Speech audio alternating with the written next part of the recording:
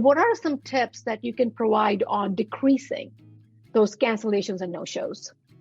Definitely, I love automated systems. It's busy, right? We've got kids, we've got school, we have, like you said, we've got ballet, basketball, anything that's an automated confirmation system, whether they get a call or an email in 2 weeks, then they get a reminder in 2 days, that sort of thing. Then they might get a reminder text 1 hour before their appointment. So that's going to remind them, hey, if we're running into traffic, we can go ahead and let the office know. Another thing that I have found to be effective, especially when it comes to the cancellation policy. Some offices are 100% for it. Some of them struggle because the number one question is, well, I can apply $50 to their account. How am I going to get that money? What does that do?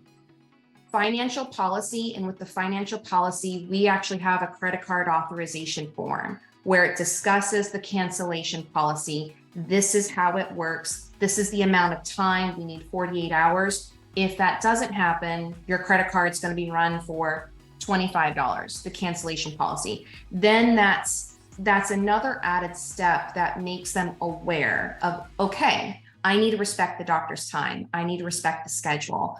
It helps them communicate more, and then they can never say, well, I didn't know. And then you don't have these random $25 or $50 balances on accounts uncollected, and then you have to approach that conversation later. And do you think that, have you seen a decrease in parents scheduling, or them not being very happy, with the practice once they implemented the cancellation fee?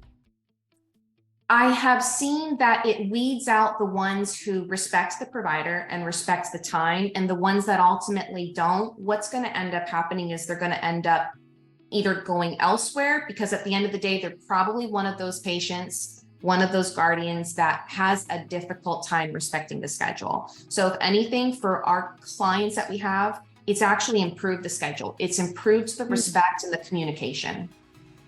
And does this go, because I know sometimes practices are also, Medicaid, and they take state benefits. How does a practice like that work with something like this? Anything with state funded and you're contracted, that's definitely a conversation to have with the contract provider directly. If they have an issue with state funded and they cannot apply that cancellation charge, or they cannot collect for it, typically we say your patients that you know for a fact are a bit unreliable, book them at the end of the day. They don't get the center of the day. They don't get, just before first thing in the morning. Get them at a little bit more of a predictable time. So if they do last minute cancel, it's not going to be a whole smack in the middle of the day. And then you can also reschedule. You can schedule somebody else at those prime spots, because everybody wants a 4 p.m. Everybody wants a 3:30. Everybody wants, the end of the day appointment. So that's interesting, because I've always heard that save those prime spots for your prime patients. But I understand what you're saying. If they were going to cancel, put them at a spot that you could easily reschedule instead of the 10 a.m. one, which you're not going to be able to reschedule at a short notice. Yep. That makes sense.